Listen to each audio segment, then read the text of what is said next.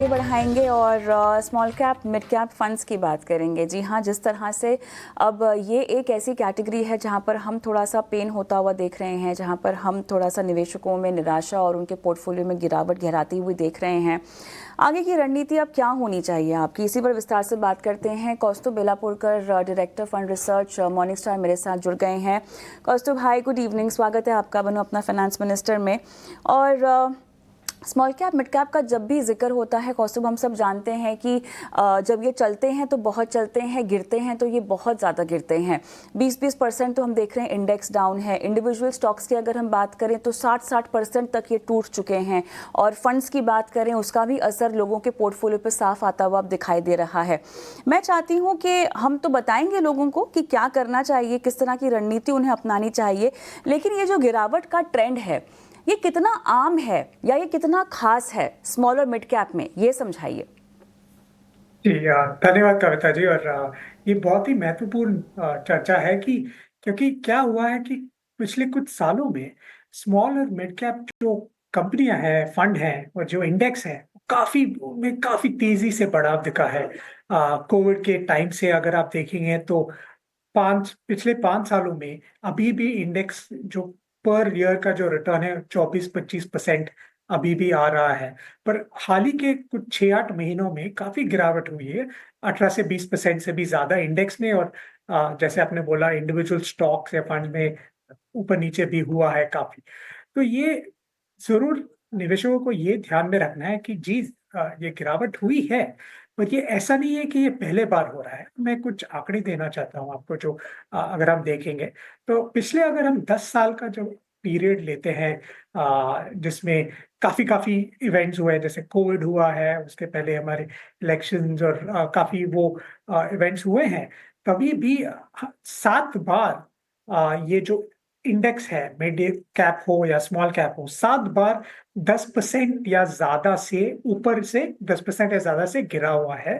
और कुछ ऐसे भी टाइम आए हैं, जैसे अगर आप 2017 में देखें, 2017 में दोनों स्मॉल और मिड कैप बहुत ही तेजी से दौड़े थे।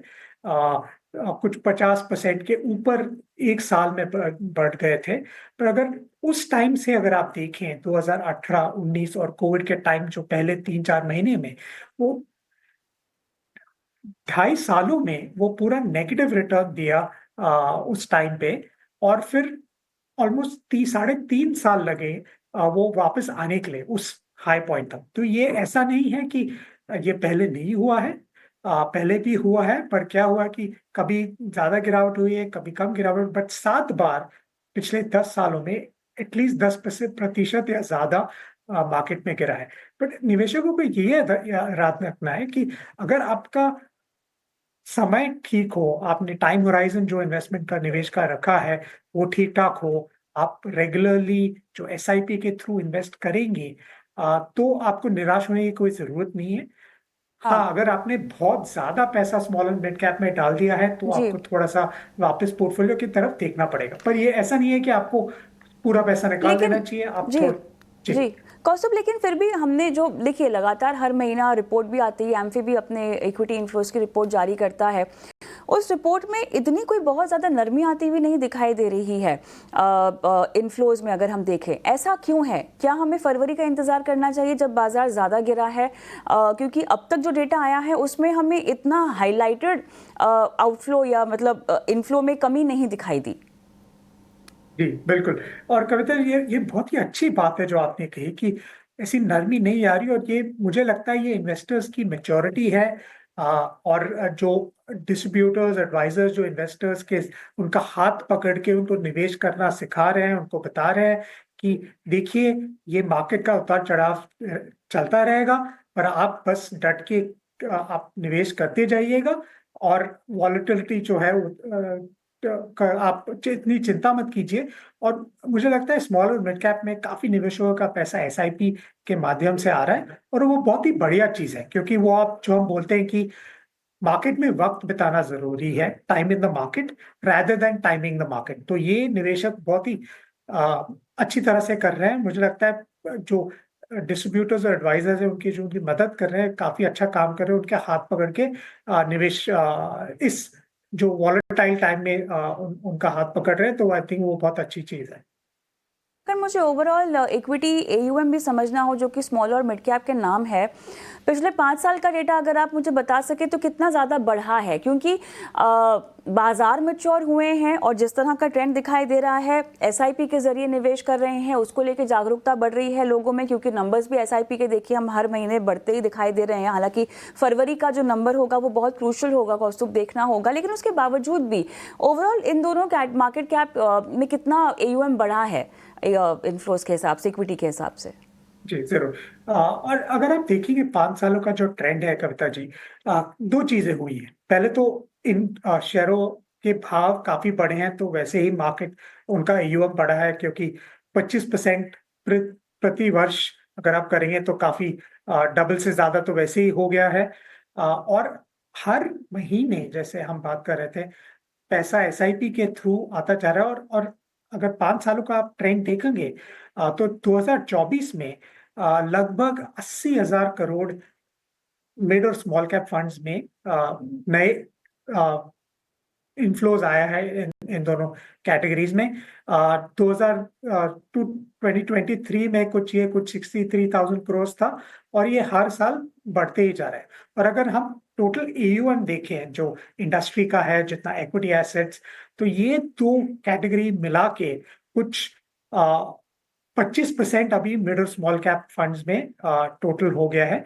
5 साल पहले ये कुछ 17-18% के बीच में। तो ये ज़रूरी है कि ये काफ़ी बढ़ गया है 5 सालों में। तो निवेशकों को बस मैं ये समझाना चाहता हूँ कि ये एक बहुत ही बढ़िया एसेट क्लास है, अगर आपका 7 या 10 साल से ज़्यादा का निवेश का टाइम होराइज़न हो। पर आपको थोड़ा समझ के खेलना चाहिए। ऐसा नहीं कि आप पूरा पैसा अपना स्मॉल और मिड कैप में डाल दें। तो अभी मुझे लगता है ये आंकड़े ठीक है, पर थोड़ा इन पे ध्यान देना पड़ेगा कि ज़्यादा पैसा सिर्फ स्मॉल और मिड कैप में नहीं जाना चाहिए, जो पिछले 2 सालों में थोड़ा-सा हुआ है, पर इतना भी कंसर्निंग नहीं। चलिए आगे बढ़ते हैं और कुछ अब दर्शकों के सवालों को भी शो में शामिल करते हैं। और मनीष कुमार साहब का सवाल लेते हैं। इनकी उम्र 35 साल की है। कौस्तुभ, आपके पास इनके फंड्स की डिटेल्स होंगी। 7 फंड्स हैं इनके पास, जहां पर इन्होंने स्मॉल कैप्स और मिड कैप्स तो भर भर के डाले ही हैं। कौस्तुभ, इन्होंने माइक्रो कैप का भी इंडेक्स फंड डाल रखा है जो कि मोतीलाल का है। अब इन्होंने अपनी वाइफ का भी पोर्टफोलियो दिया हुआ है। दोनों के कंबाइंड गोल्स हैं मेरे ख्याल से, बेटी की पढ़ाई लिखाई और शादी का। तो पहले फंड्स पर हम बात करते हैं, क्योंकि जैसे कि हम देख ही रहे थे लगातार लोगों के पोर्टफोलियो में स्मॉल कैप मिड कैप ने बहुत जगह लेके रखी हुई है। फ्लेक्सी कैप भी लेते हैं, मल्टी कैप भी लेते हैं, उसके बावजूद भी देखिए एक्सपोजर तो आपको मिलता ही है। तो अब भर भर के जिन लोगों ने खरीद रखे थे मिड कैप स्मॉल कैप, क्या उनको अब थोड़ा सा मुनाफा बांधने की भी ज़रूरत है? मनीष कुमार जी मेरे साथ लाइव भी हैं फोन लाइन पे। सर नमस्कार, आपके पोर्टफोलियो पर ही बातचीत हो रही है, सवाल हम पूछ चुके हैं, आप जवाब सुनिएगा ध्यान से। तो कौस्तुभ, अब इनको क्या सलाह होगी दोनों पोर्टफोलियो पर, और खासतौर से mid cap small cap exposure अगर आप मुझे ओवरऑल रेशियो बता सकें पोर्टफोलियो में, तो कितना ज़्यादा है इनका?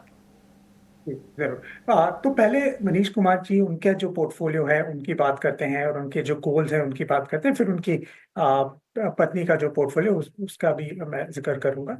तो पहले मनीष कुमार जी का जो पोर्टफोलियो अगर आप देखेंगे, तो कुछ 36% अंडरलाइंग एलोकेशन देखिए, 36% ही लार्ज कैप में है। बाकी का जो निवेश हुआ है मिड और small cap, in fact small cap में ऑलमोस्ट 37% अभी एलोकेशन। तो मेरे हिसाब से उनका टाइम होराइजन लंबा है, वो बहुत बढ़िया है, पर रिस्क थोड़ा ज्यादा उनके पोर्टफोलियो में है। और उनको अभी गिरावट आई है मार्केट में, उनको थोड़ा ज्यादा हिट हुआ होगा, क्योंकि mid small cap large cap के मामले में ज्यादा गिरे हैं। तो मेरा ये होगा कि उनको थोड़ा सा पोर्टफोलियो रीशफल करना चाहिए। अभी भी काफी अच्छा प्रॉफिट उनका, अगर उन्होंने कुछ सालों से निवेश किया तो काफी अच्छा प्रॉफिट होगा, तो थोड़ा वो बुक करके मिड एंड स्मॉल कैप मेरे हिसाब से 25% मैक्सिमम मिड कैप में, और 10 या 15% से ज्यादा नहीं स्मॉल कैप में। बाकी सब लार्ज कैप के तरफ आप लेके जाइएगा।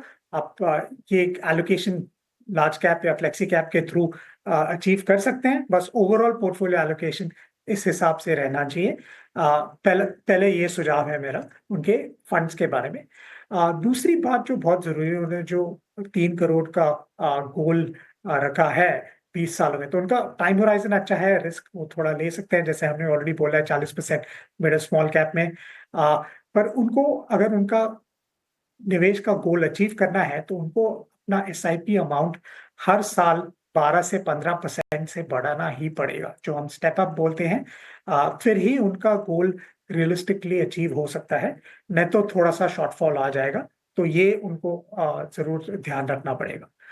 उनका उनके जो वाइफ का पोर्टफोलियो है वहां पे भी काफी सिमिलर ट्रेंड है। इनफैक्ट वहां पे थोड़ा ज्यादा दिख रहा है, जहाँ पे 24% ही लार्ज कैप में है और बाकी मिड और स्मॉल कैप में 44% अभी एलोकेशन है। और मुझे लगता है वापस यहाँ पे तो और कम करना चाहिए, 40 से नीचे लेके आना चाहिए, क्योंकि ये बेटियों का एजुकेशन का है। तो और 12 साल में जरूरत है, तो आप 35% तक आप मैक्सिमम रिस्क ले सकते हैं मिड और स्मॉल कैप में, बाकी आप लार्ज कैप में रिएलोकेट कर दीजिएगा। और ये भी याद रखिए, क्योंकि बेटियों की शादी और एजुकेशन का गोल है, जो हम बोलते हैं नॉन नेगोशिएबल गोल, क्योंकि आप अगर आपको कुछ खर्च करना है वो आप डिले नहीं कर सकते हैं और आप राशि कम भी नहीं कर सकते। तो इसमें आपको और एक चीज याद रखना है कि जैसे आप गोल के पास आए, आप इक्विटी से पैसा निकाल के धीरे धीरे फिक्स्ड इनकम में पैसा डालिएगा। तो फिर क्या होगा, जैसे आप गोल की तरफ और करीब आएंगे, आपका पैसा सेफ हो जाएगा। तो आप पहले कुछ सालों में अच्छी तरह से बढ़ेगा, और जैसे आप गोल के करीब आए, 4-5 साल रह गए, तो आप इक्विटी का एलोकेशन जरूर कम कीजिएगा। और मुझे लगता है ये दोनों आप अगर करेंगे, और हाँ, उनके वाइफ का भी जो एसआईपी का स्टेप अप 15-20% हर साल करना पड़ेगा। अभी 11,000 है महीने का, वो भी हर साल 15-20% अगर आप बढ़ाएंगे, तो जरूर उनका भी जो 60 लाख का गोल है 12 सालों में कंफर्टेबली मीट हो जाएगा। और आपके बेटियों का के लिए जो आप राशि चाहिए वो काफी आराम से आपको मिल सकती है उस टाइम।